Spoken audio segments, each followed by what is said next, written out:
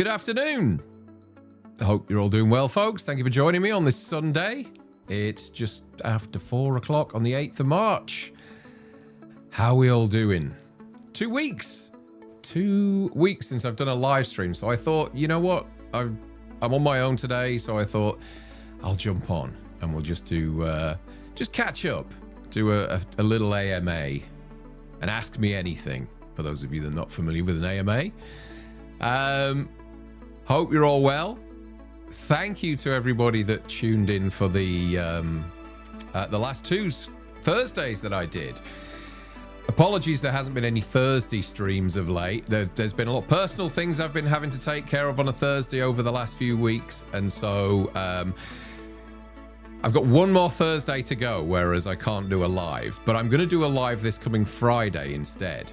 But yeah. Thursday previous was an old colleague's leaving do. Then this Thursday just gone, there was something else that was happening in my world. And this Thursday I've got something happening as well. I've got an old work colleague's birthday this Thursday evening, which I need to attend. So we will get back to the Thursday night lives, but for this week it will be on Friday at 10 o'clock. And I'll tell you more about it a little bit later. And I do want to do some kind of testing as to where we are with your ability to be able to take part in this. So we'll do that a bit later on today. I don't want to make it too hard, this competition, but I think that some of the poster, what did we do now? We did the 80s horror poster challenge a few weeks ago. Some of those were quite difficult. Were quite too easy, sorry, I should say. I'm worried I've gone too far to being too difficult on the Friday the 13th one. So I need to do a few tests with you guys later on. I'm also going to drop some test images during the week as well, just to kind of whet your appetite and just make sure I'm getting the right balance of frames that I've chosen. I've been working on it all day today, airbrushing out characters from scenes in the Friday the 13th movies, so it'll allow you to name the film and name the characters that are missing as well. So it should be fun. And that's going to be 10 o'clock this Friday. And that'll be, I think we're 4 hours ahead of the Eastern time in the US at the moment. So thanks for Frank for pointing that out to me yesterday. Thanks, Frank. So yeah, it should be 6 o'clock on Friday for those of you in the US on the East Coast. Let's have a look at the chat. Let's see who's here. Good to see you all. It feels like it's been ages. Even though I saw a lot of you in the chat on the Thursday evening just gone with the Thomas interview that I did, Thomas Waite's interview, which was great fun, by the way. And thank you for so many of you watching it. It is my biggest video in a long while. And so was the Robin Block one as well. Robin from Creator VC. Robin was the guy that hooked me up with the interview with Thomas Waite. So I'll tell you the story of that. So when I'd finished interviewing Robin, he turned around to me, he said, I really enjoyed this. He said, would you be interested in interviewing Thomas Waite's Windows from The Thing? And I said, God, yeah, absolutely. Yeah, why not? And he said, okay, let me sort that out for you tomorrow. And the next day came and Robin sent an email, and within 5 minutes of that email, I think, I was literally on WhatsApp to Thomas Waits. So that was really cool. He reached out straight away and said, yeah, when do you want to do it? Let's do it. Let's do it next week. So I recorded it on Monday. You pretty much saw everything. There wasn't anything that I took out other than just kind of tightening it up where there were some pauses where he was thinking about answers, but that was it. And you know, he was so open, so fun, gracious, experienced, and yeah, he was fascinating to talk to. We had a little bit of a chat beforehand, but I literally had an hour with him. That was it. And I think he's going to do a few more interviews across the next few weeks, I think, in the run up to The Thing Expanded being released. But yeah, what an absolute gentleman, what a funny guy, what an amazing life he's had, what great stories. Some of the people that he's worked with are just absolutely amazing. You know, all the stories about Al Pacino and John Carpenter, and the fact that he can still pick up the phone and call Carpenter now and ask for advice is such a lovely thing.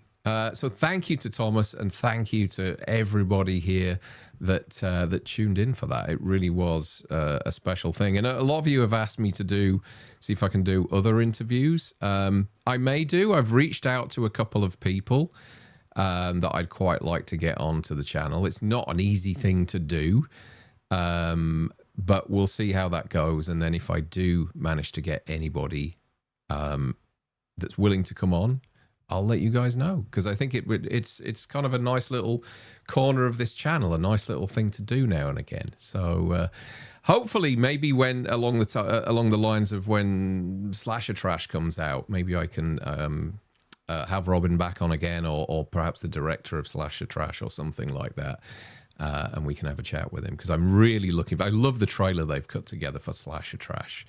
It's going to be a great documentary, and something that's right in my wheelhouse as well. So, and a lot of you guys too. Brandon, you asked a question of Robin last week, which was, have you thought about putting In Search of Darkness on Shudder? And he said, I don't know, if Shudder come calling, then maybe. I went on Shudder this morning, and the new In Search of Darkness film is on there. In fact, 2 or 3 of them are on there. So whether they've just been added or whether they've been there for a little while, I don't know. I think the new one has just been literally just added. So you may want to check Shudder to see if the In Search of Darkness 95 to 99 is on there, Brandon. Let's have a look at the chat. Let's see who is here. Chester's here. Brandon's here. Wraith, Logan, Tim99 says, did Darren not take DST into account? I did. On my first thumbnail that I put up, I didn't, because I had no idea. And then Frank messaged me last night and said, hey, you might want to just consider this, because we're going to 4 hours time difference. So, but thanks. Yeah, as I said, thanks for that, Frank. Myersmad316 says, hurry up, Darren. The wife will be home soon and my YouTube obsession must end for the day. Oh, I'm sorry about that. I was moving as fast as I could. Jordan says, hey, everyone, Darren must be giving himself the old Dirk Diggler pep talk in the bathroom before showtime. Not quite. I was actually just finishing up. I wasn't going to talk about what I'm going to do on Friday today. And then at the last minute, I thought, do you know what? I'll do that. And I had to prep some stuff to show you later on, so that's why I was a little bit late. Ronnie sends in 199. Thank you, buddy. Really kind of you. Hope you're doing well. Happy Sunday to you. Good chatting to you last night.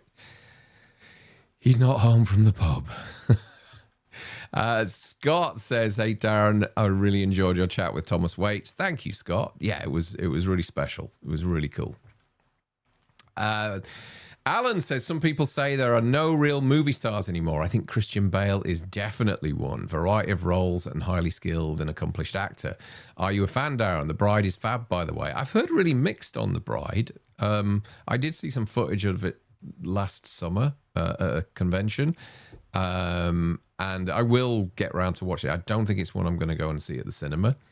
But it doesn't look to have performed too well this weekend, which is a shame, because obviously we want all major horror releases to do well in the cinema. But I did watch your review, Alan, and I'm glad I know you're a big fan of Frankenstein anyway, so I'm glad you enjoyed it.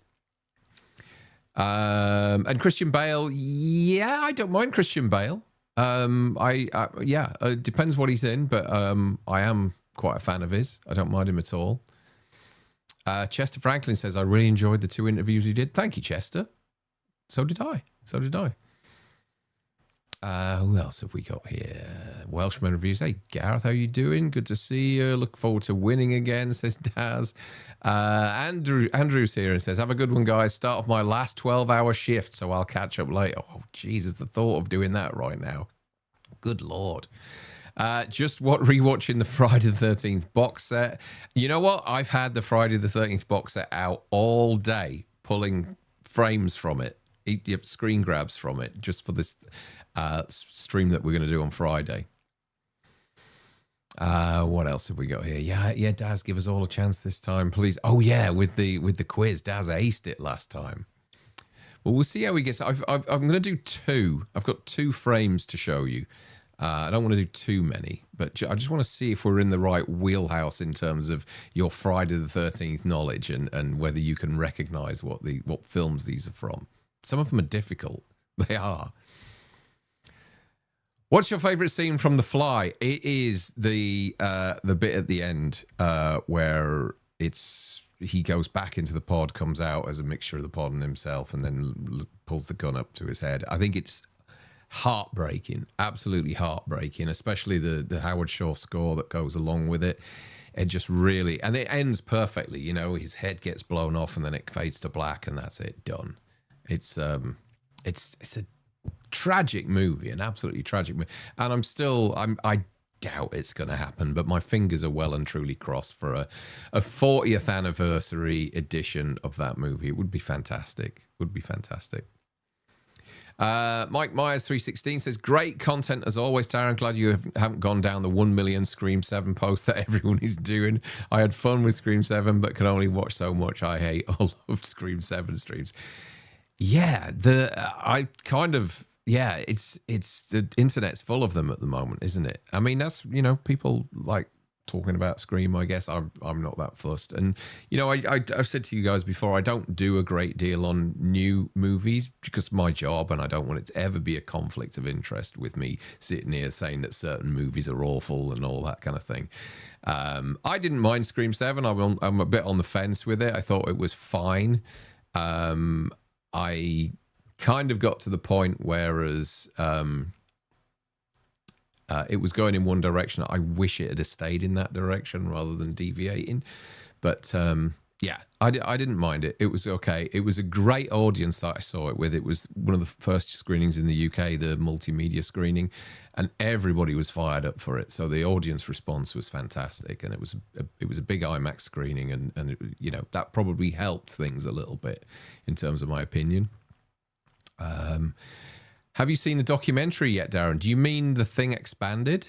Presume you do. I haven't seen the final one, but I've seen an assembly of it, which I saw in November. And that was before Kurt Russell was in the documentary. And since then, they managed to get Kurt Russell. They spent a few hours with him getting all their interview questions in, and then dropped them into the assembly. And that was screened last Saturday, I believe, in London to an audience. And went down really well. Went great. I actually had a drink with Robin on Monday evening, and he was telling me how great the screening went. So the documentary should be released in the next, I think it's like in April, May, something like that. They're just kind of adding the finishing touches now, and those of you that have ordered should be able to get it. But if you go on the video that I did, the interview with Thomas, look in the chat comments there. There's a link that you can buy the documentary on. And these things, as Robin explained in the chat there, these things aren't, they're not cheap. There is a premium price attached to them. But, there's a hell of a lot that goes into this. They cost a lot of money to make, and they are a niche thing. And it's not something that you see sold in the shops or anything. It's a very targeted demographic that the audience is for these documentaries, and so that's why you kind of pay a premium on these things. But you get your name in the credits, you get posters, and also t-shirts and artwork in with the price and things like that. And I've backed them for years now, and it's always been really well worth it. So yeah. Jordan says, with your job, Darren, is it a tightrope asking for an interview for people you've worked with? I would never do that. I wouldn't do that at all. I wouldn't do anything that would be a conflict of interest to what I do at work. That's why the reason I do this is because I love 70s, 80s, 90s horror films, and that's not what I work in. I work in more recent releases, and I do that during the day, and then I do this as a hobby in my spare time. It's not something I ever will earn a living out of or anything like that. It's just a passion thing, a little kind of side hustle, if you like. But I would never ever want to sort of, put my job in a compromising position by sitting here reviewing the latest movies and shitting on them or something like that. Do you know what I mean? I just won't do that at all. If I've got, so if my opinions are negative, then I won't give you them. Having said that, I did watch The Strangers chapters 1, 2, and 3 yesterday back to back. Yeah. Good work on the interview, says Evil Alex. Wouldn't mind you chatting with more horror actors or directors. They're very fun to watch. And interesting. Interviewing John Carpenter would be a dream. Yeah, that would be a dream. Good luck with trying to get that out, pull that bunny out of the hat. I think, but although I had a conversation off camera with Robin about John Carpenter and said to him, what is he like? Was he grumpy? He said, not at all. Not at all. He said he couldn't be more helpful with what we were doing. So yeah. So and the fact that Carpenter's in that documentary has gone a long way to, I'm sure, making sure that they got Kurt Russell involved. So yeah, it's he was a gentleman apparently. So which is good to hear. Good to hear. It does make you think a lot of the time that kind of dourness that he has and that grumpiness is sometimes just all a bit put on, and that obsession with money, I got paid and all that sort of thing. It's just kind of a bit of that. Brandon says, In Search of Darkness hit on March the 1st. It's strange that 90 to 94 has never been on. Aliens Expanded is on there, and so is In Search of Darkness 3. Yeah, cool. I'm glad that they were on there. Maybe they're licensed in the US and Robin wasn't aware of that. I don't know. But yeah, I just noticed it this morning. So that's cool. Unless he did a deal literally after he finished the interview with me the other day. The Bride trailer looks absolutely awful, but I could see myself enjoying the actual film, says Daz. Echoes of the Unknown says, hello all. Anybody seen Dolly yet? No, I haven't. I haven't seen Dolly yet. No. Brandon says, I hear Christian Bale really loves it when DPs fix lights in the middle of scenes. Yeah, that was our film, Terminator Salvation. Yeah. NGL, The Bride is the second movie in my life I walked out on. Never walk out of a film. Never walk out of a film. Just didn't get it and was sick of her voice. I once got an absolute roasting by one of my old bosses for walking out of a film. And I've never done it since. Not at all. Watching NZ getting spanked in the cricket final. Oh, God, okay. James, yes, what time is it there? It's like 2:30 in the morning or something like that. Thanks, Darren, for recommending When Evil Lurks. By the way, I was expecting the dog scene, but it's still pretty savage. It is pretty savage, is that scene. It is pretty savage. Bale is great in Empire of the Sun, The Machinist, American Psycho, Equilibrium, The Prestige, Batman Trilogy, Ford vs. Yeah, he's great in Ford vs. Hostiles is a great film. That is a great movie. That's the Western that he did, isn't it? Did you watch that depressing New Zealand horror film a few weeks back? What was that? I can't remember what that was. You'll have to jog my memory. I've watched a lot of films in the past few weeks. The Bride just looks weird, says Paul. Hey, Paul. Another Father Sometime never list. You know what? I'll watch it just purely because of the pedigree. I mean, Jessie Buckley's riding high at the moment. Christian Bale's in it. I do want to see it, but I've just not one that I have time to go and see at the cinema at the moment. Brandon says, how many different ways can I say Scream 7 sucks? If pressed, I could probably write a dissertation. All these Scream 7 comments on here. Kingslayer, did we just become best friends? Says Brandon. I can't wait to hate. Oh, God, all this Scream chat now. Can't think of anything that can drag me to the cinema coming up. Maybe the new Spielberg. Yeah, I have a theory about that one, which I've discussed with a friend of mine. Just purely based on, the subject matter and that final shot in the last trailer as well. Unofficial Close Encounters sequel, maybe. John Williams is doing the score. Just saying. Scream 7 is where the series jumped the shark and makes Scream 6 look like The Godfather. Yeah, I didn't think it jumped the shark as much as the last two movies. Although I do like the guy got stabbed right here, like there, and given that he's been stabbed, he's like a pincushion. This guy now, isn't he? And at the end of the film, he's just kind of like wandering around, maybe dropping something because he's a bit weak. And what?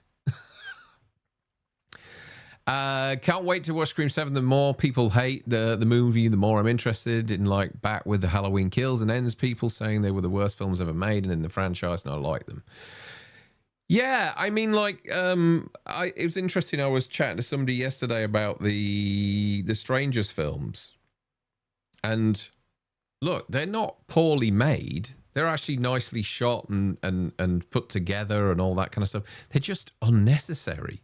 They're just so unnecessary. Like, and you don't need a 3-movie arc for the Strangers. You know, it's. I don't understand who came up with that idea and why they thought it'd be a good thing to have this poor girl pursued for 4.5 hours. And the thing about the Strangers is they are strangers. We don't need to know their backstory or anything like that. And that's what kind of, when it started digging into that, that's when I was just thinking, it's unnecessary. But loads of people reached out to me yesterday because I said I was going to do this, and they were saying, well, that's 5.5 hours or 4.5 hours of your life you're not going to get back.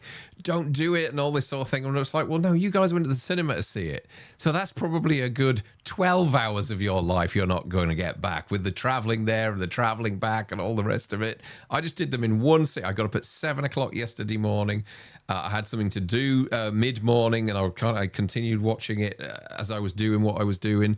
And yeah, it was. They're out of the way now. They're done. All these people telling me, don't do it. No, I'm curious because there were a few YouTubers out there who really did like them. I'm not one of them, but look, I watched them. I watched them all in their entirety. There were bits that I did like in some of them. But overall, I just thought they were unnecessary and a little uninteresting as well. Chester says, Darren, do you own anything you bought off Trick or Treat Studios? I have a 1978 Myers mask and a butcher knife prop. They do have good stuff on there. Do I? I don't. I have some rehauled masks, which are Tots masks. You can't see everything that's this way. I've got 1, 2, 4, 5 Michael Myers masks here, but a few of them are rehauls. That's it. But I didn't purchase them. The person that did them for me purchased them and then rehauled them. But that's about it. I think we don't have a Tots in the UK, Chester. And if you do buy Tots merchandise in the UK, it's super expensive because they import it, then they mark it up when it gets here. So you're just paying an absolute fortune for the stuff. Tim says, I'm very fired up for Ready or Not 2. Yeah, me too as well. I'm looking forward to it. Why torture yourself watching the Strangers trilogy? Hopefully I've answered that. Do you think John Carpenter would be a possible interview candidate for future content? I doubt it very much. That would be my ultimate person to talk to, not just about Halloween, but pretty much his entire catalogue. I have reached out to somebody who is linked to him, so which would be a very interesting interview. But we'll see if he comes back and is interested. Yeah, I watched Strangers Chapter 1 and just thought, fuck this, still watching the rest of the trilogy. As a Halloween fan, can you explain how Loomis spots his car outside the Doyle house when he stood outside the Myers house? Laurie walked to the Myers house but seemed to drive miles to babysit. Well, he's not. He's out. Explain how Loomis spots his car outside the Doyle's when he stood outside the Myers house. Is it the Doyle house it's outside of? Oh, yeah. My geography's all over the place with this now. I mean, I've even done the drive. Frank and I did the drive when we were in LA. I off the top of my head, I'd have to think about that one. I mean, it was parked right behind him, and he'd spent all evening wandering around and hiding in bushes and never spotted it, which is weird. But anyway, it's a movie thing. It's a movie thing. Carpenter just did an interview with Robert Rodriguez recently on Rodriguez. Yes, I saw that, but that's Robert Rodriguez.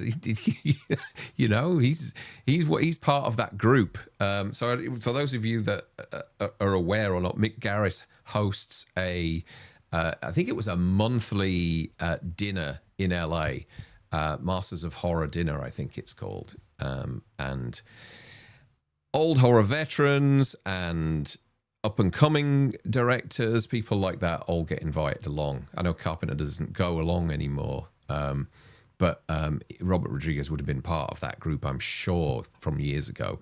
And yeah, I'm sure that's how he knows Carpenter. But yeah, one of those dinners must have been fascinating back in the day, you know, sitting there with Cronenberg and John Landis and John Carpenter and Eli Roth, and they just would have been amazing. Mick Garris obviously organising it all and being probably the most knowledgeable out of all of them. He would be somebody I would love to, and I have tried in the past to reach out to Mick Garris, and he does come back to you, and he politely declined. But maybe I could try again. I don't know. I'd love to interview him because I think he's such a fascinating talking head. Brett Patrick says all you need to do is talk baseball first with Carpenter, then you're golden, or video games or something like that. Yeah. Can you imagine getting him on here and talk about Halloween? He'd fucking hate it. I'd have to talk Assault on Precinct 13 or something like that. But no, that's never going to happen. That's never going to happen. Scream 7 is the equivalent to, oh God, do people talking Scream still? Promise Carpenter to get the next Xbox. Maybe you get an interview. Is that what he plays? Is it Xbox that he uses? Rick says, I'm a big fan of Rennie Harlins. I've enjoyed a number of his films, but The Strangers Chapter 3 is easily the worst film of his entire career. No, I think there's one that I've been part of in the past that is worse than that. Yeah, he's had an interesting career because he has some absolute belters that he's made before. Hasn't he made that new Shark movie? He has. So there's a Shark movie coming out with Bill Pullman and Ben Kingsley, I think, where they crash into the ocean. Half the plane sinks and half the plane is floating. And they, in order to survive, the water they need is down at the bottom of the ocean. They have to swim down, but there's loads of sharks. And I can't remember the title of it now. If anybody remembers the title of it, I think it's out on May the 1st. And I think Rennie Harlins directed it. Looks fun. Looks fun for a shark film. Sir Ben Kingsley, by the way. What did you think about The Thing 2011? I didn't. It was okay. I liked the way it ended. That movie is covered quite extensively in The Thing expanded documentary. They do talk about it quite a bit, and the director is on there, and he talks about the trouble he went through in getting the film made, and the studio interference and all that kind of stuff. It was really fascinating. It's really fascinating. Although when I asked Thomas Waits what he thought about The Thing 2011, that was he had an interesting opinion on that. Brandon says, Carpenter has been making the same good capitalist jokes for decades. It's a self-deprecating, jaded former hippie thing. It comes across in the book, John Carpenter, Prince of Darkness. You know, that's a book I need to get. Yeah. You're far too tight to walk out of a film if you paid for a ticket. You know what? It was a lesson that I learned early on. It was a movie called it was a press screening of a movie called Bad Company. Do you remember that? Chris Rock and Anthony Hopkins. And I walked out and I came into the office the next day, and my boss asked me what I thought of the film, and I said I don't know because I walked out after half an hour, and he told me a new one completely. You know, you never walk out of a competitive screening. These people are good enough to invite us along. You never walk out. And I've kind of kept that in my head ever since. So if ever I watch a film, I will always watch it beginning to end. So, yeah.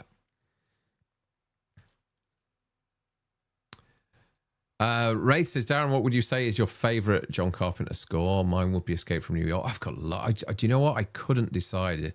You know, Halloween's good. I think Halloween Kills is excellent. Escape is good. Assault is brilliant, I think. Assault on Precinct 13. The Thing is great. The Thing has grown on me over the years. I didn't used to like it so much. As a score to sit down and listen to. I mean, I think it complements the film fantastically, but as a score to sit down and listen to on its own, I didn't used to be able to do it. But now I can. I really appreciate it. And I even like, I love a lot all his kind of Lost Themes stuff as well. You know, I love all his stuff. Even the Firestarter score, I think, is brilliant. He did the score for the remake of Firestarter. Don't forget to send the like button some love, please. Thank you, Gina. Project Hail Mary will be my first movie in a theatre in over a year. Go see it. Go see it. Rescue Dawn is phenomenal. Steve Zahn stole the show in that, though. Rescue Dawn. I'm trying to think. Coming Home in the Dark. Okay. I did write that down the other week, didn't I? I've got it written down somewhere, but I'll remember that. Coming Home in the Dark. If Entertainment comes out of I was going to say Entertainment Tonight.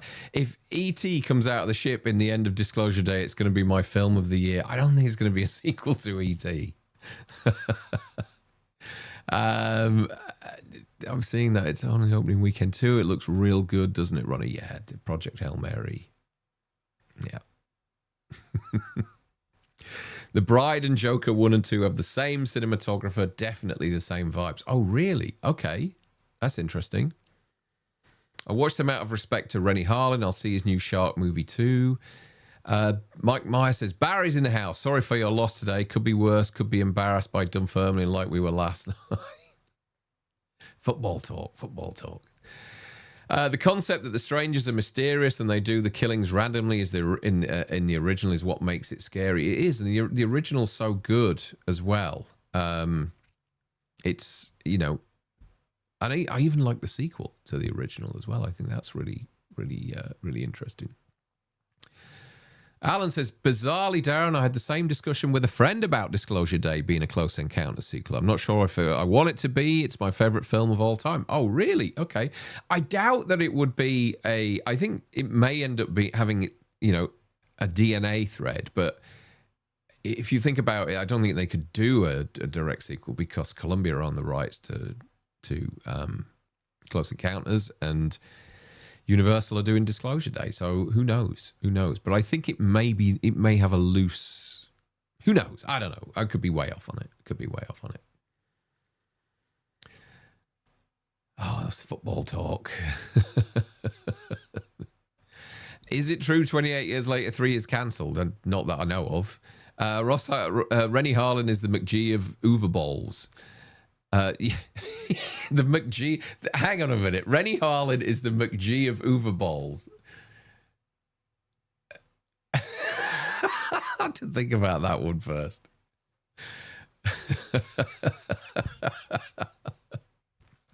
I respect you for giving films a chance and give an honest review. You're one of the few people I know who liked the Wolfman film a lot last year, although many said it's bad. I enjoyed it a lot. I liked Wolfman. I think it just wasn't what a lot of people wanted. And that's the reason why people turned against it. But I thought it had some really interesting themes in there. And I kind of liked it. I thought it was fine. I thought it was decent. A solid 3 out of 5, at the higher end of 3 out of 5, I would say. Didn't realize Harlin directed Strangers 3. Used to think he was the next big thing. No, he's not directed Strangers 3. He's directed all 3 Strangers movies, chapter 1, 2, and 3. The recent remakes, Paul. Like the first one is just kind of a direct remake of the original, but just nowhere near as tense or unsettling in any way. Like they don't try and hide the masks. It's not long before you see everybody brightly lit wearing these masks, and I just thought that was. I know we know what they look like, but it can still, it can still unsettle you by having these people lit properly. And they weren't. It wasn't long before we were seeing the sackhead guy really close up on camera. And I was thinking, well, this is just kind of ruining it all. Whereas when you watch the original Strangers, they take a more kind of Halloween approach with it. He's in the background for a lot of the time, out of focus and things. It's really smartly done. Barry's not a fan of Rennie Harlin at all. Yeah, he's done some of his early stuff, like Cliffhanger was great, and Deep Blue Sea was good fun, and Die Hard 2 is always a good watch, and Long Kiss Goodnight. He was flying back in the in the 90s for sure. I even don't mind if any of you have ever watched it. Cutthroat Island. I think it was really. It didn't deserve to be as shat on as what it was. I thought she was excellent in it. His then wife, I think. Where are we now? Stuart says, Darren, do you think in the last 30 years we've only got one Nightmare on Elm Street movie, not including Freddy vs. Jason? Why do you think in the last 30 years? Well, it's a rights issue, isn't it? It's the Craven estate, I think. There was obviously a point whereas they did the last movie and it wasn't successful, so they left it for a while to give it some breathing space, and then during that period of time the rights reverted back to the Craven estate, and they're not as now you honestly don't know who is looking after them at the Craven estate. It could be somebody who's just got no interest in doing something with Elm Street whatsoever. Yeah, like I remember Dave telling me that he found out. You remember the guys that did that Black Christmas board game? And the reason that they did that was because they managed to track down the guy that had the rights to Black Christmas, and he was like some really old guy in his 80s who barely knew that he had the rights for this film, because he probably owned the rights for a number of movies, and really couldn't care less about it. And that was fascinating to hear that story, that this old boy was just sitting on these rights. And he was, when they went to visit him and asked him to do that, we want to do this board game. Would you allow us? Blah, blah, blah. Yeah, of course. Yeah. But, sometimes that's things like that happen with rights. I work in rights in my job on a day-to-day basis. And, we'll have rights for movies that all of a sudden they just vanish. They mature and we may only have them for 30 years. Trying to find out who's got them next so you can pass that information on to the person that's inquiring is a nightmare, because there's no library there that says, this person has the rights for that and that person has the rights for this. There's nothing at all. It's just done quietly with, I guess, lawyers. And so it's very difficult sometimes to track down exactly who owns the rights to what. And, if it's gone into the hands of a relative of Wes Craven, and I don't know this at all, I've no idea, but if the rights for that franchise are in the hands of, I don't know, maybe it's not, but let's say, for example, his 84-year-old sister who's in a care home or something like that, then, it's... What do you do about that? It's a difficult one. It really is. They can't be that bothered about making a new movie or making money at all, or else I think some deal would have been struck by now. But you just never know with this kind of stuff. It's a minefield, an absolute minefield. Yeah, it's sometimes companies have rights in perpetuity.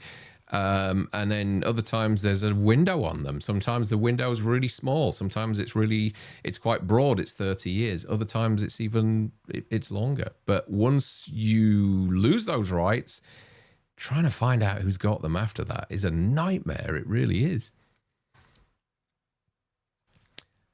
On Wrestling with Carpenter, your familiar wrestling connections could be in here. I haven't, you know what? I haven't looked at wrestling for a long, long time. I did see, I don't know if any of you saw, this one really made me laugh the other day.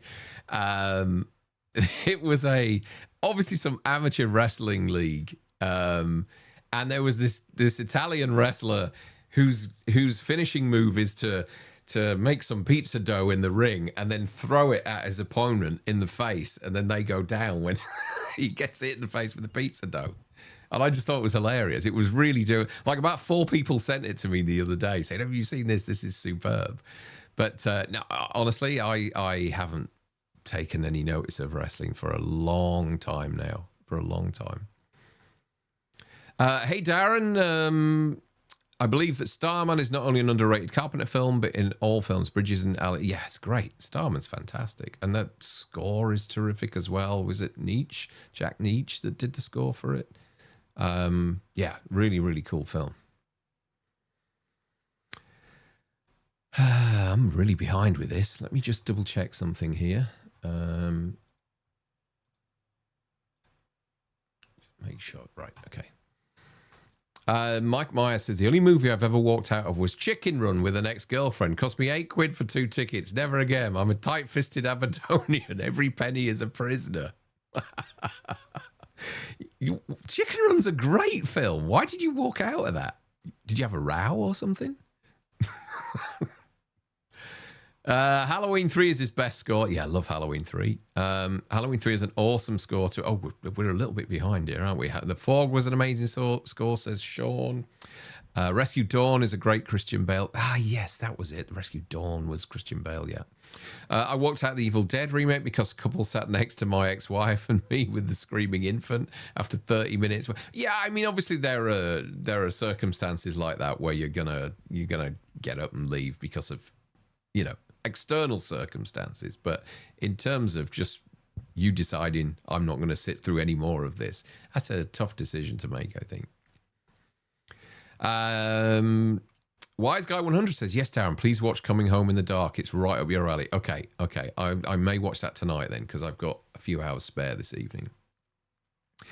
Paul says, I've never really understood the love for Assault on Precinct 13. It's just okay for me. Sorry. No, I adore that film. Absolutely brilliant. Terrifying movie. Just all those kind of faceless hordes of gangs kind of, you know, it's John Carpenter's Night of the Living Dead, I suppose, isn't it? Or Rio Bravo, isn't it? His inspiration was Rio Bravo, but it's such a great movie. And also, I love a good squib. And if you like a good squib, that movie's full of them, especially when Charles Cyphers gets shot. That's a terrific squib. And then the young girl as well who gets shot in the chest. That's an awesome moment. Regular vanilla. Halloween 2 score was good, but it was Howarth's score, but you can still hear bits of Carpenter in there with the synthesizers. Of course, yeah. Blake says, hi, Darren, on my way to get a new battery for my lawnmower. In your opinion, what is Swayze's best role?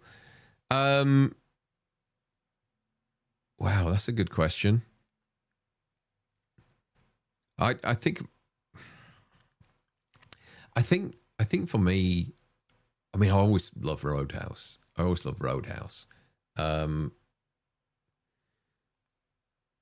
Red Dawn. I even, you know, back when I was 17, 18 or whatever, I remember taking a young lady to see Ghost, and really enjoyed him in that as well. Yeah, I don't think there's any Swayze movie that I've watched and not enjoyed. I think he's, you know, even down to Dirty Dancing. I enjoyed that as well when I saw that film. Dr. Barry is one of his favourite movies of all time. Sorry, Barry. Getting Carpenter on as a guest would be terrific, but any mention of Halloween would bury that interview faster than a franchise sequel in its second weekend. Of course. Yeah, you don't want to talk about that. In fact, one of the conventions he did recently, apparently he just refused to talk about it. And he said his Q&A that he was doing was only going to be about, I think it was The Thing and They Live. That was it. That's all he wanted to talk about. But yeah, no, he's sick to death of Halloween, isn't he? No one needs to. I can understand how he shuts it down after decades, says Daz. Yeah, and that's what Robin. When the one thing I asked Robin when I interviewed him the other week was, there isn't one great all-encompassing Halloween documentary like we have with Camp Crystal Lake, Memories, and Never Sleep Again. No one's and interesting that Daniel Farrens, who was involved with both of those, was it Daniel Farrens? Yeah, I think it was. Yeah, hasn't tried to take on the Halloween franchise, given his history with it. Brandon, maybe you can answer that because I know you know him. I think, right? And so I asked Robin, would you consider doing something on the Halloween franchise? And he said, no, not really. He said, because, if I got John Carpenter on, he couldn't tell you anything you didn't know. He's done it to death. He's absolutely done it to death. So it's a tough one. And I think that's probably one of the reasons why there isn't one. Because we've all got the what was that one called up there that I have? The Inside Story. That's a 2-hour documentary. The Night She Came Home. There's all these documentaries out there which are enough, I guess. There's only the last 3 movies that aren't really covered significantly. So is it worth putting together a 6-7 hour documentary just for the sake of adding those 3 on at the end? I don't know. Maybe it is, but it wasn't something he was interested in. Eli says, don't forget to slash that like button and sub to this. Thank you, Eli. That's really kind of you. Yeah, please, if you could, folks, that would really help. Nick says, to Wong Fu, thanks for everything. Julie Newmar is Swayze's best role. You know what? He was fine. I've seen that film. He was fine in that as well. It's the 50th anniversary of Assault on Precinct 13. I'd love to see him interviewed about that. Yeah, that would be cool. And, let's get a decent 4K of it as well. Because there's just there's a decent Blu-ray out there, a second sight Blu-ray. I think maybe Shout Factory did it as well in the US, but I don't believe there's a 4K out there. Although somebody did try to tell me that a 4K scan has been done recently, but I've not heard of anything. Daniel wants to talk about Scream.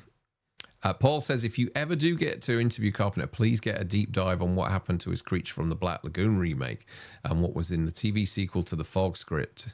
Yeah, the other thing they talk about, funnily enough, on the documentary, The Thing Expanded, is the Thing TV series that was going to happen with the Sci-Fi Channel, which I think was it Frank Darabont was involved in, I think, which is interesting. So yeah. That's another little nugget of information you might want to learn about. I learned recently that Ryan Coogler owns all the rights to Sinners. Good for him. If more directors did this, we would see less unnecessary sequels being made. Yeah. That's probably... Isn't there some... There's never been a Back to the Future remake in any way because Bob Gale and... Zemeckis won't allow it, and maybe they're tied up in the rights or something. Long Kiss Goodnight is his masterpiece. Cliffhanger sucked. Fair enough. The third act of a future Scream should end in a cliffhanger. Daniel's having a lovely chat with himself about Scream. Evil Alex says, prefer mask killers staying masked. I finally watched Hush the other day. Very good film, but that's my one problem with Hush. Is that he takes the mask comes off too soon. That kind of ruins it for me a little bit. Although if you watch the Shush cut of Hush, there's a Shush cut which is in black and white, which is really cool. So well worth a watch. Yeah, he did do The Exorcist at the beginning. Yeah, jobbing director. Count says, I loved Cutthroat Island, to be honest. Yeah, I did, Paul, as well. Yeah. The Nightmare on Elm Street franchise and Friday the 13th franchise are going to be in rights limbo for years, probably. And Brand says, Craven's estate asserted their copyright claim for Elm Street in 2019. They were taking pictures from production companies, but nothing ever came of it. This is it. You know, they may have been doing that. Then the person that was really enthusiastic about that may have passed away or something. And so you just don't know. You've no idea what happens there. You know, it's like the Halloween TV series. Nothing happens, and then we find out that the guy that was really kind of championing it at Miramax had moved on to another job, so that's kind of just left behind. So it's as Brandon said, rights are very nebulous. Yeah. And Daz says, I'd like to believe the Craven estate are being protected of their father's legacy, but with Friday the 13th, those old men need to realize they won't be making any money squabbling till they die. Exactly. It doesn't bother me because I'm not really that fussed about more Friday the 13th, Nightmare on Elm Street, or Halloween movies. Like, you know, as always, I will watch them if they come along. But I have a shelf which is a good 10 foot long there, filled with every single movie 2 and 3 times over of those 3 franchises. I can just go back to those. I have those to go back to, so it doesn't really bother me. Wise Guy 100 says the Craven estate is currently taking pictures for a new Nightmare on Elm Street. They have the US distribution rights. New Line still own the international. There you go. It's a mess. It's a whole. You know, are we going to have a similar situation there to what we have with Friday the 13th with two different entities? So yeah, it just feels like it needs unpicking. Martin Cooper 81 says, "What's your top 3 4K transfers, Darren? Looking to get back into physical media streaming, just not the same." In the last year, Warners have been doing great work. Blazing Saddles, which I watched yesterday, which looked amazing. Dirty Harry, and maybe Lethal Weapon as well. Those 3 really stand out as great, you know, older movies that they've done a fantastic job on. So I'll give you those 3, Martin. Bitten melancholy, but none of us are guaranteed tomorrow. If I owned rights, if I owned rights, you and IP and get bids going straight away. Yeah. I mean, a lot of people would, but, you know, sometimes people aren't in a position to do that. Mike Meyer says, I had a better offer, Darren. It was either Chicken Run or a bit of fun back Chicken Run or a bit of slap and tickle back at her house while the parents were out. That bit of fun ended up playing her bloody brother's PlayStation as he was at home. Oh, okay. What grown adult takes a baby into Evil Dead? Well, it happens a lot in the US because you can go in. Like in the UK, you cannot do that. You cannot take a child into an R-rated movie or an 18-rated movie in the UK. You can't even take a child into a 15-rated movie in the UK. They have to be over 15 to go in, regardless of who they're with. But yeah, I know in the US, it's just advisory, isn't it? As long as you're with somebody over 17, is it? You can go into any rating, to an R-rated movie. Wolfman's Got Nard says, I am coming home in the dark on my watch list. Love Aussie horror and New Zealand horror. They're so visceral. Yeah, I do as well. I saw the first shot of Mick Taylor from Wolf Creek 3 as well the other day, which is coming. They've finally started shooting, which is great news.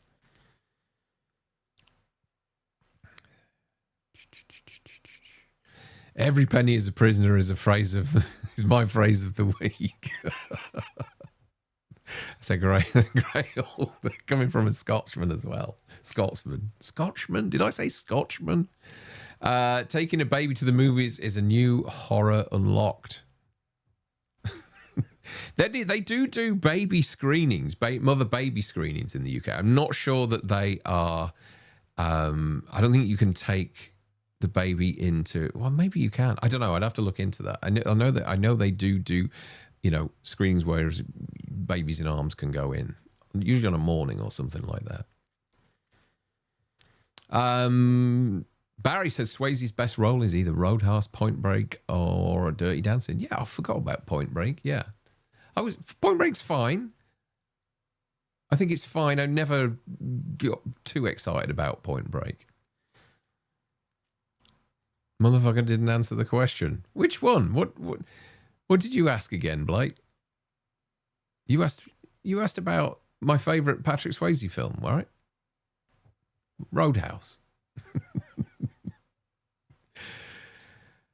Oh my God, I can just see Darren copying the Swayze dance moves now in his living room. You know what someone did yesterday? You know the shot of Han Solo walking through the throne room at the end of Star Wars?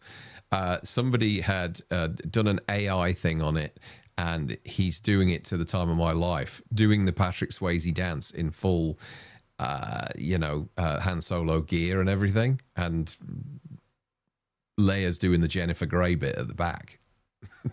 Honestly, some of this stuff is like annoying but brilliant. It looks fantastic. I shared one with Dave last night, which is a Ghostbusters one. You know, one of these where you get a young cast member sat there and then an old cast member comes and sits at the side of them.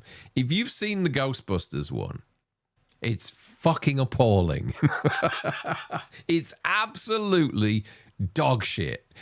None of the characters, none of the young characters look anything like the young characters from the movie. It is terrible. Like at first, Bill Murray it's supposedly Bill Murray, is sat there outside the City Hall in Ghostbusters. And then old Bill Murray sits next to him, and I'm thinking, that isn't even young. It's just some random curly-haired, dark-haired dude. It doesn't even look anything like... And then Sigourney Weaver comes along. It doesn't even look anything like her. And then you get Rick Moranis, and that's trash as well. It's just dreadful. Absolutely dreadful. We were having a great old laugh at that last night. They're just annoying, these things, aren't they? They're just coming out of nowhere now.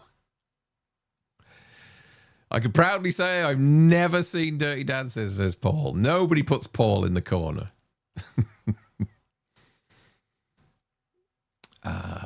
Just try and catch up with some of this. Martin Cooper says, which movie do you think changed Carpenter working with Chevy Chase enough to make anyone grumpy? Yeah, I would say that that's the biggest. I mean, it's one of his worst films for sure. I mean, a lot of his worst stuff comes towards the end of his career. Things like Ghosts of Mars, The Ward's not great, is it? Although it's better than, it's better than Ghosts of Mars. What else is there? Yeah, Memoirs of an Invisible Man is awful, like really awful. Village of the Damned I actually really like, and In the Mouth of Madness is great. I mean, those movies are good, but they're not up to the standard that they were when he was going from sort of 1978 through to 87 or something, But he had such a cool run, such a great run. Okay, Coogler did a deal where he will get ownership of Sinners after 25 years. Yeah. Okay. So he has to wait a little while. It's the same deal Tarantino has for Once Upon a Time in Hollywood. Yeah, if any of you've seen the Chevy Chase documentary, then you'll, it's interesting. There's been a few of those that have come out around the same time. With the John Candy one was brilliant. The Chevy Chase one was great. There was another one as well. The Steve Martin one as well, which was on Apple, was also really good. What do you think is Carpenter's worst film, Darren? Possibly Ghost of Mars, I would have thought. Although I'm not a fan of Dark Star, no matter how many times. And I watched it a few weeks ago as well. I bought the 4K just so that I have it in my collection. And I've tried to kind of like that film. And I know, Brandon, you're a big fan. I know, Paul, you're a big fan as well. But I just can never crack that film at all. A movie that you're just comfortable having on in the background while you're doing stuff. Like yesterday afternoon, I did it with Flash Gordon. I put Flash Gordon on and had it on in the background and absolutely loved the hell out of it while I was just pottering around, doing stuff on my laptop, making dinner, having a drink, putting the fire on, and it was just there. And I just glancing up every so often and really loving it. I could never do that with Dark Star. Not yet. I have it. I do have it. In fact, it's right here at the side of me. There you go. I am going to watch it. It's another one I could watch tonight, actually. But no, I haven't had a chance to watch it yet. Darren, have you seen Southern Comfort by Walter Hill? Great film. I have. Yes. Yep, I have seen that. There was a few that came out around the same time, weren't there? That sort of Southern Comfort, Uncommon Valor, things like that. There were some great war movies in the early 80s. Fatherhood, underrated Swayze movie. Fatherhood. I don't know if I've seen Fatherhood. I've seen Parenthood, but not Fatherhood. Try reaching out to Joe Dante if you have a contact. Could be a multi-part interview series. He's hardly busy these days. He sent an hour and a half longer assembly cut of Gremlins on VHS to the museum. Yeah, I heard about this. He does have his own podcast channel, doesn't he? He has a great podcast on Apple that I listen to. Nick, let me just get that super chat there. Thank you very much. He says, do you think that Undertow might struggle a bit at the box office solely based on the film wholeheartedly relying on its scary sounds to scare the shit out of you? I mean, theaters aren't quiet. I don't know. I'm not sure. I mean, it's one of these things that could go either way, isn't it? It's either, it could be, it could just disappear, end up on Shudder, something like that, or it could end up being the next Blair Witch. You never know with these films, the next Paranormal Activity, that sort of thing. But I'm interested. I do want to see it. I do really want to see it. I know Zara has seen it. She saw it quite some time ago, and she really liked it. She said I remember her because I asked her opinion on it, and she said she really liked it. She said it's really effective, but she doesn't buy into the whole scariest movie ever made bullshit that goes along with it. But yeah, I'm looking forward to watching it. Never cared for Assault. I basically and thanks for the super chat, Nick. Thanks for the super chat. Daz says never cared for Assault. Basically a remake of Rio Bravo, and I prefer that. I have a copy. I should rewatch though. Oh, it's Assault is great. It really is. Let me just see what I've missed here.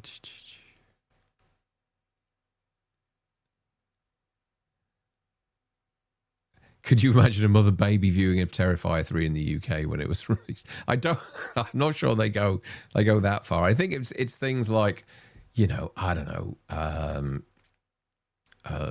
maybe like the Colleen Hoover films or something like that, that they choose. It's carefully curated titles that they would do. Things that perhaps a female wants to see that maybe a husband doesn't want to go along and see. It's that sort of thing, When they remake Elm Street, make it dark, scary, atmospheric, character-driven, keep the budget under 20 million, let the dreams be psychologically terrifying and not driven by outlandish set pieces. Yeah, totally agree with you, Dave. Completely agree.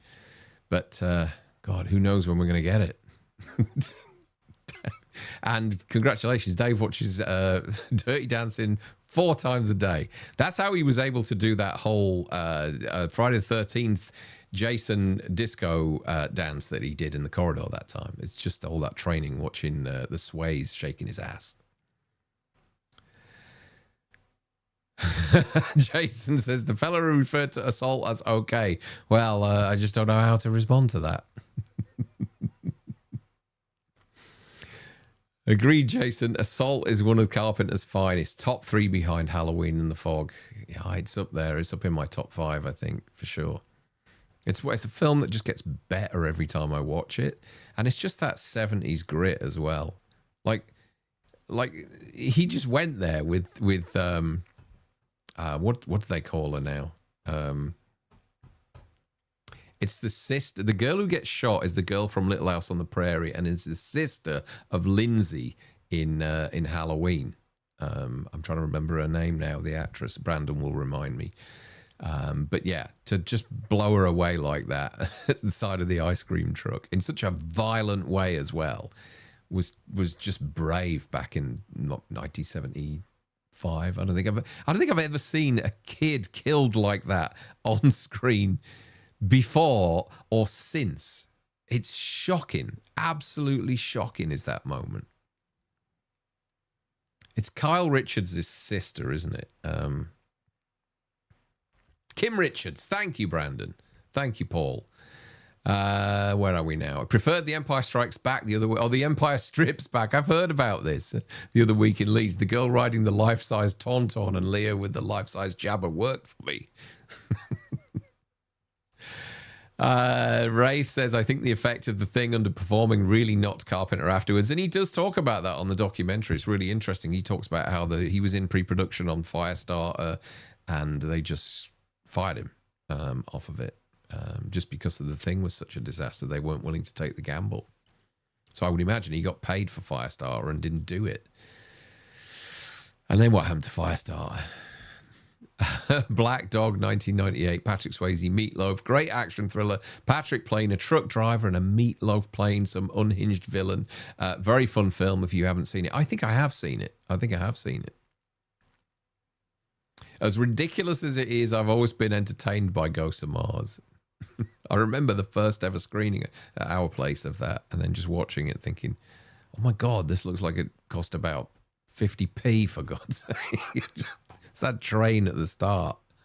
The train going along. It's just like a kid's toy train set. Dark Star sucks. Thanks, Chris. The Warden memoir are absolute pants. Dark Star is a comedy. I think that throws people, says Brandon. I didn't appreciate Flash Gordon until the movie Ted came out. Flash Gordon's a great film. And Paul and I are big fans ever since we were kids. I didn't appreciate... Paul says, Ornella Muti still to this day makes me feel funny. She looks amazing. I follow her on Facebook and she looks incredible. I think she was probably really quite young during the shoot for Flash Gordon. Friend of mine was I'll tell his story because he's probably watching, but a really good friend of mine was a runner on Flash Gordon. And his job on every day was to take Dino De Laurentiis' coffee into the room. And he had a special cup and there was like a fill to line on it or something. And if it wasn't filled to that line, he got very angry. And my friend brought him in his coffee, put it on his desk. And as he was walking out, Dino De Laurentiis threw the coffee and the mug at him. Yep, that was his experience of Dino. Wraith says, any thoughts on what you think will be in the next Empire of Screams box set from Arrow? I don't know. Empire of Screams. Empire of Screams. Let me just remind myself.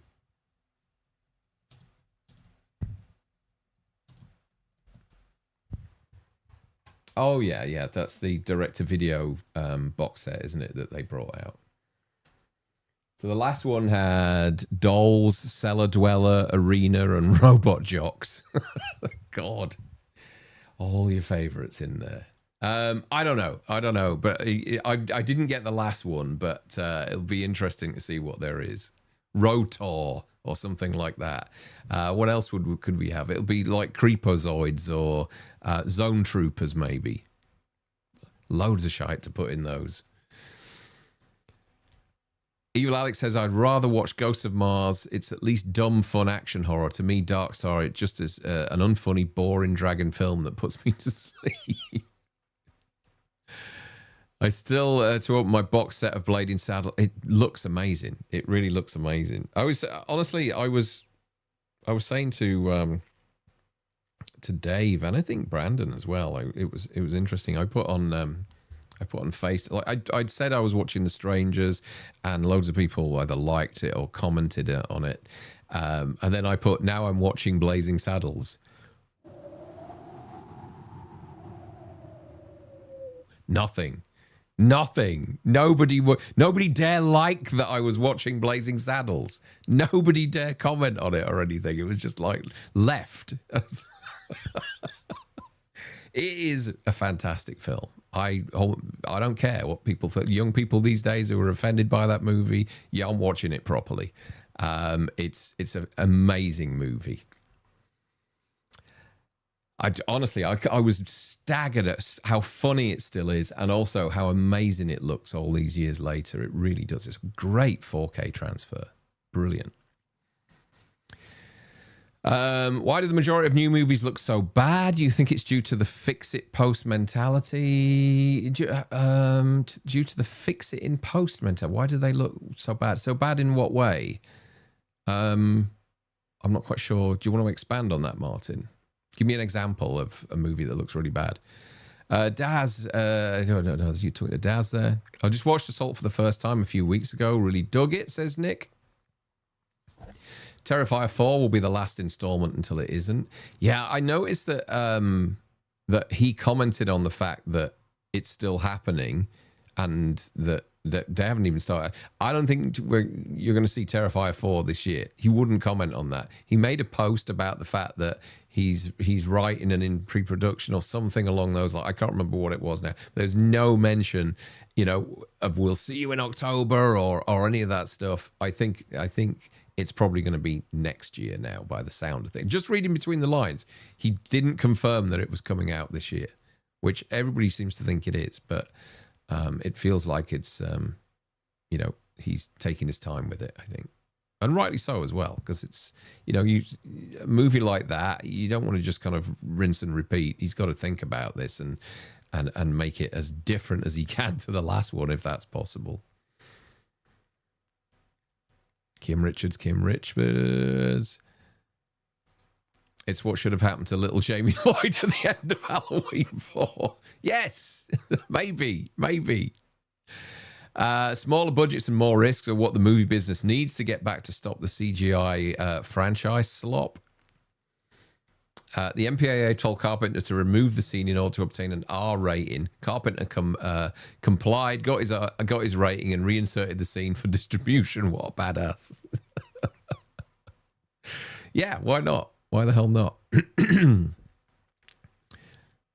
Alan says, "What film do you like to constantly rewatch?" Well, it's movies like The Fog, The Thing, which I've watched, in the last few weeks alone. Flash Gordon's another one that I watch regularly. I watch Flash Gordon more than I do the original Star Wars. What else would I watch? I haven't made a point of sitting down and watching Halloween in a long time because it's just on so much, on various channels and things. So if it's on the TV, I will leave it on. And I have done that recently, but actually sitting down, putting a movie on, I think those three are probably three examples of movies that I do quite regularly. Yeah, Flash Gordon reboot has been on the cards for a long time now. Doesn't interest me seeing another telling of it, because they would never do it like they did in the 80s at all, and they shouldn't either, because it just, how do I put this? It wouldn't work in that way these days. And besides, if any of you've seen the Masters of the Universe trailer, you can tell that that's an homage to Flash Gordon. Now you've seen the 90s in Search of Darkness. Is there going to be a ranking like you did with the 80s? Did we do that? Was that something Frank and I did, or did I do it? I don't know. I'd have to think about that.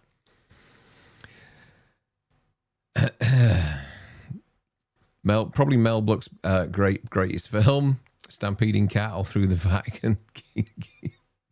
Carpenter was supposed to direct Firestarter in 1984, but unfortunately, due to The Thing, got bad he was fired off at Chester. He tells it as it is. Wow, Zone Troopers was a tough watch back in the day. A poor half-buried rocket and a few minutes of dodgy alien. Do not make a movie. That was terrible, wasn't it? The way they look, Darren, seamless time spent on lighting it. Seems less time spent on lighting, etc. They would rather just shoot the movie than fix any issues in post instead of getting it right on set. Okay, like I said, if you give me some examples of that, then maybe you could just elaborate more on what. I don't think that's the case. I think, working. I mean, some things obviously are fixed in post, but I watch films that are assemblies that are way before they're graded, and I don't get the impression that They're doing, lighting, or constantly doing lighting fixes. I know they get graded, obviously, but a lot of care and attention is taken to make sure that the light is as near as damn it when they shoot these things.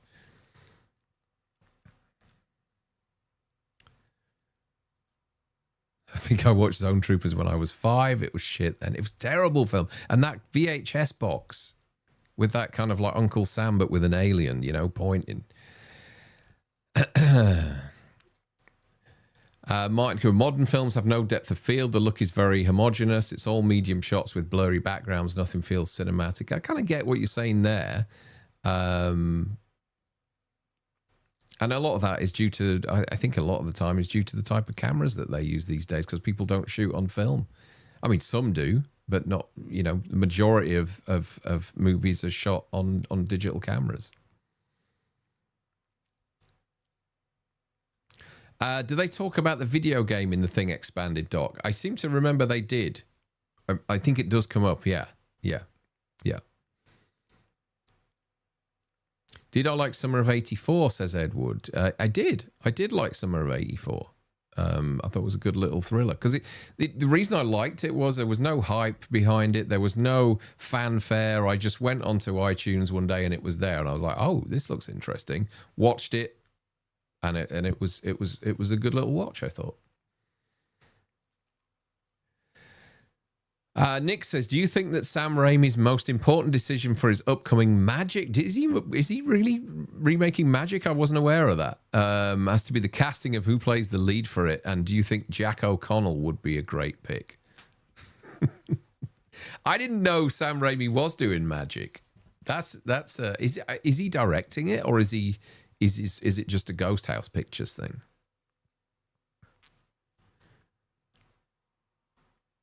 And thank you for the super chat, Nick. But yeah, Jack O'Connell can turn his hand to anything. Yeah, I mean, why the hell not? Why the hell not? Rein it in a little bit, He-Man trailer ain't look bad. I wouldn't mind Flash Gordon reboot done this way. Just don't cast Leto as Ming. Paul says it's like Buck Rogers. No real point going back there. Rather see them try Dan Dare out. If... really, of the three of them, Dan Dare. Wow. Okay. A good example of Martin's criticism could be the Wicked movies. Got a lot of flack about lighting. Okay, I haven't seen those. I haven't seen those. I know what you mean. And as I said, a lot of it is probably down to the fact that the type of cameras that they're shot on. There are 2 or 3 main ones which are used across the industry, and if you're shooting digitally, and so you're going to get a similar kind of look. Count 1970 says if they were brave enough to try more of the off-the-wall stuff, just look at any of the old 2000 AD comic strips for a start, or any non-superhero vintage comics. I think there's David Bowie's son, what's his name now? He directed Moon, and he directed Source Code. I think he's done a 2000 AD adaptation. I'm trying to remember the name of it now. I can't remember the name of it. But yeah, he's got something coming, which I think he's already made. That's coming soon. Let me just Duncan Jones, isn't it? Let me just have a look what it is.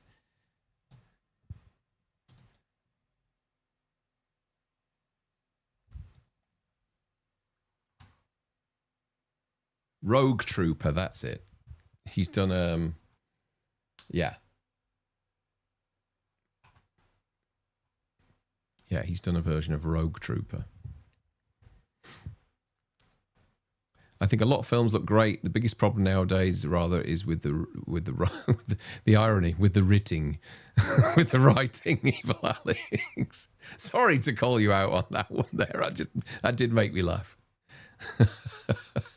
I still want a new good movie of The Phantom. Yeah, Chris Stanley's a big fan of The Phantom, isn't he? That's right, Jordan says Duncan Jones is bringing Rogue Trooper out. Yeah. Okay, so what I'm going to do is I'm just going to pop over to this screen here. There we go. So this is what I'm doing on Friday, and I just wanted to do a couple of tests to see if I'm in the right ballpark of what film it is. Well, just to see really if these frames are identifiable by you guys. I know we've got a lot of Friday the 13th fans in the audience here. I know a lot of you enjoyed what we did last Friday the 13th. So let me just. Okay, so the idea is that I've done around about 20 to 30. I'm actually gonna just do them on the Paramount franchise rather than Jason X, because I think you start doing Jason X and you start doing the remake or Freddy versus Jason, they become more identifiable because of the way that the movies, like we were just talking about, the way the movies were shot. So what I've done is I've grabbed this first frame that I've grabbed. What I want you to do is tell me the title of the film and the character that I've removed from this movie. Okay, so it's a Friday the 13th movie between 1 to 8. Okay, so all the Paramount ones. Let's have a look. Tell me which Friday the 13th movie it is and which character I've removed from this still. You may have to Google the characters. That's fine. If you recognize the shot, you're on the right track anyway. So I don't mind people kind of, you know, jumping in and trying to find the character names on Google. I'll be honest with you. Okay, let's have a look at some of these answers. I'll be honest with you, I wouldn't have got this one myself. I would have got the film, but I wouldn't have got the character name. But we'll see. We'll see. Chris Martow says Friday the 13th Part 1 and Brenda. Okay. Let's see if we've got any more answers in here. Chester says Friday the 13th, Brenda. Brandon says Friday the 13th 1. Wraith says Friday the 13th Part 4, The Mom.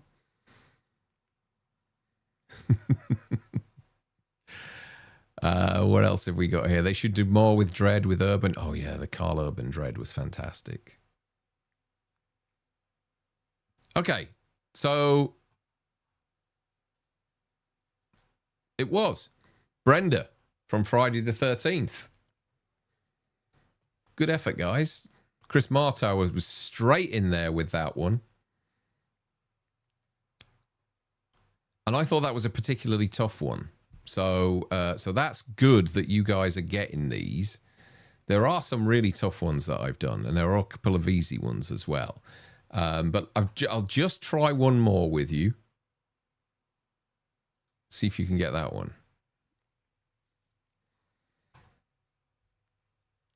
Oh, Daz, your crown's at risk here, mate. Knew it was the first film, but name, no clue. Okay, what's this next one here?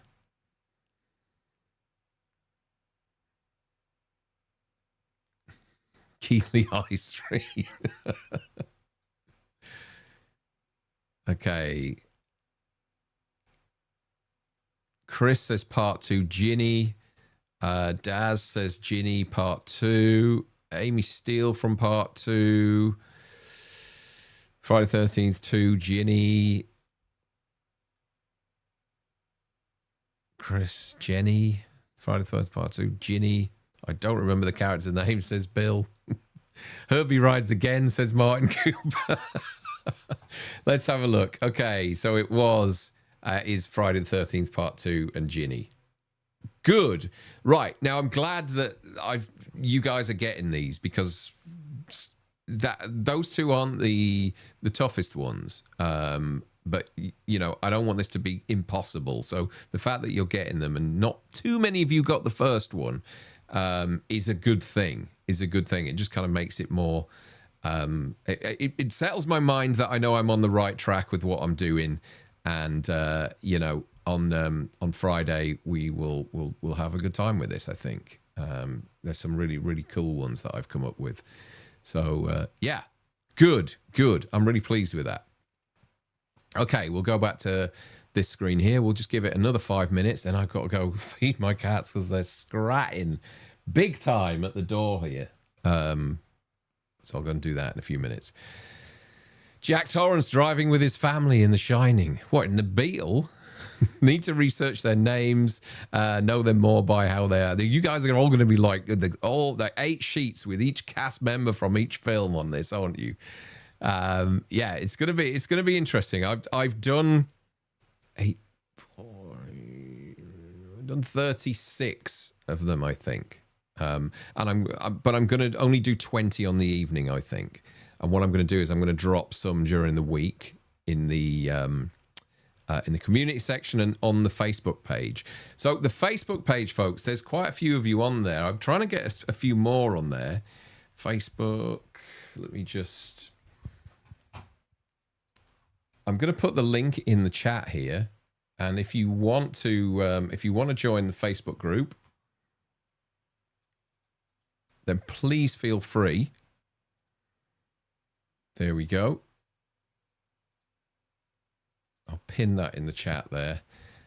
If you'd like to join the Facebook group, feel free. And there's all sorts of stuff going on there. It's a really nice little community. There's 168 people in there at the moment. And it's where you're going to hear all the news about the next streams and things that I'm playing around with and any sort of opinions or thoughts or anything like that. And I also want to get a feel from you guys as to whether, and just put a yes or no in the chat. I'm thinking about a membership scheme maybe soon, and it won't be anything extortionate or anything like that. Whereas we'll still keep doing the work that I do for the channel, but there will be some extra stuff for members. I have a little bit of time now to be able to devote to that. But I just want to see if there is any appetite. YouTube keeps telling me that you can get members now. You can get members. You've got to make money. And I'm just like, look, I don't know whether people want that. But it does help out with the upkeep of the channel. And so, maybe it's something I should consider. But let me know in the chat if you think a member scheme is something that you guys would be interested in. It would be, I would do something like, I don't know, maybe an additional live stream a month or a watch along or just member chat like we're doing now, just, Q&A, something like that. But it would be in addition to what I do normally with the channel. It wouldn't be instead of. So no one's going to lose out if you don't sign up. But yeah, let me know. Let me know. Or send me a message. Send me a message separately or something if you don't want to put it in the chat. Let's have a look at what some of you are saying. Help me. Thundercracks, lightning flashes, rains pours down. Oh, the Brenda moment. Yeah, Brenda moment. Such a great moment. I was lucky to see an actual film print over 20 years ago. That moment on the big screen is very eerie. Ginny going to be in Houston for Houston Horror Film Festival in August. I think she's coming to the UK as well as Amy Steele. For the love of horror in next month, I think, if I'm right. Brandon says definitely interested. I'm cool with it, says Wraith. Sure, I'm down to sell my soul for another membership, says Andrew Stevens. Just joined the group, says Chris Martow. My first piece of YouTube content watched on my new PC. Fantastic. That's great, Danny. Has TSL taken a break? Yeah, we took a break. I'm chatting with Frank next weekend, so maybe we'll be doing something soon. I'm not sure how that's gonna go. Whether that'll be on that channel or on his channel or my channel or what. I've no idea, but we're gonna have a chat next week. He seems to be starting up on his own channel again, so maybe we'll do something. Fine with that, Martin? Yes, yeah. Are you going to do some frame challenge for Halloween this fall? Yes. Like, if you guys like this frame fucked, as I call it, then maybe we'll do something for Halloween as well. Or Elm Street. You can do it with all sorts of stuff. I'm in for membership, says Physical Media Lives. Amy Steele will be selling Friday the 13th soundtracks for £60 a CD. Okay. Yeah. Bless old Alan Howarth. Bless him and his expensive CDs. The Friday the 13th quiz is going to be the character killed this way, the one with the big... Thank you, Ray, for making me scream that out. Okay. So a few of you are interested in membership, so maybe I'll have a look at putting something together over the next few weeks, but I'll let you know on that. Like I say, it won't be anything extortionate. Something that's manageable for me as well, and something that just gives you guys that little bit extra, and helps towards all the different. You have to pay for subscriptions for this, that, and the other to do thumbnails, to do editing software. This stuff doesn't come free, so you have to figure out a way of funding it somehow now and again. Okay.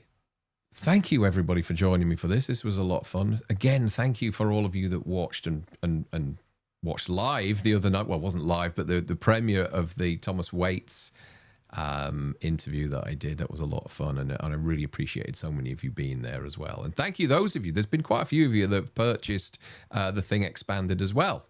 So I keep getting emails now and again saying that you guys have bought one, which is really cool. Thank you for that. And I will see you on Friday, 10 o'clock UK, 4 p.m. No, 6 p.m. Eastern on Friday the 13th this week for that Friday the 13th frame fucked quiz is what I'm calling it. Or what did I call it on the frame challenge? But frame fucked. Frame fucked is an actual thing where you get a frame from film and you have to identify the movie. You get a series of five of them to identify the movie. So that's where I got that from. But yeah, it'll be good to see you all on Friday for Friday the 13th at 10 p.m. Cheers, guys. Bye-bye.